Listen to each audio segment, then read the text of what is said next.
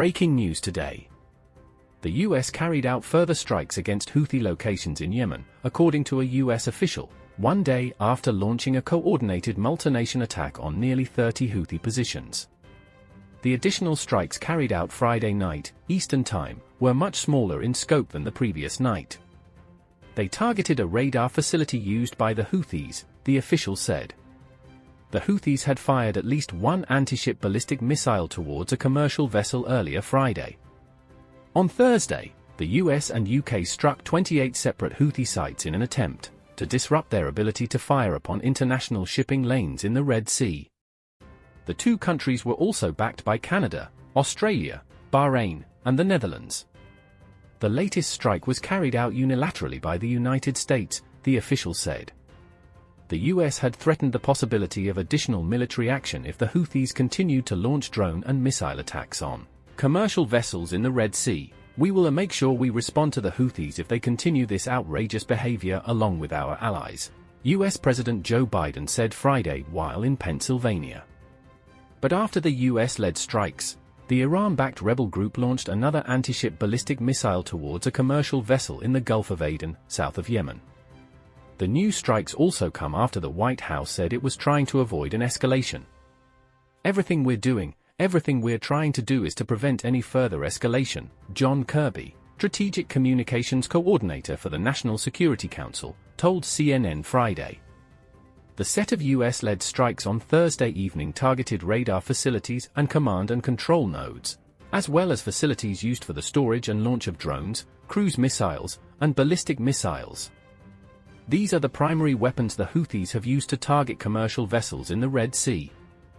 The attacks killed 5 people and wounded 6 more, according to a spokesman for the Houthi military. The Houthis vowed that their forces would respond to the attack, calling US and UK assets legitimate targets.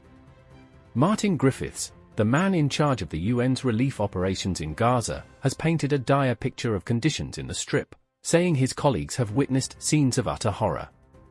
Corpses left lying in the road.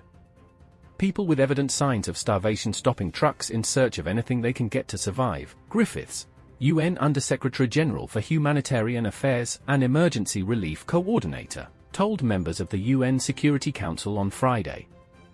Griffiths said many people no longer had homes to return to, with shelters in the enclave housing far more people than they could cope with. Food and water was running out and the risk of famine was growing by the day, he added. The health system, he said, was in a state of collapse, where women were unable to give birth safely, children could not get vaccinated, infectious diseases were on the rise and people had been seeking shelter in hospital yards. In a stinging criticism, Griffith said his team's efforts to send humanitarian convoys to the north have been met with delays and denials amid impossible conditions, with the safety of aid workers being put in danger. Orders for evacuation are unrelenting. As ground operations move southwards, aerial bombardments have intensified in areas where civilians were told to relocate for their safety, Griffith said of Israel's evacuation policies. There is no safe place in Gaza. Dignified human life is a near impossibility, he said.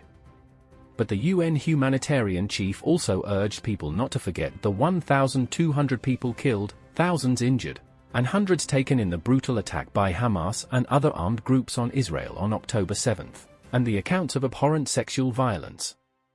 What we have seen since October 7 is a stain on our collective conscience. Unless we act, it will become an indelible mark on our humanity, Griffith said.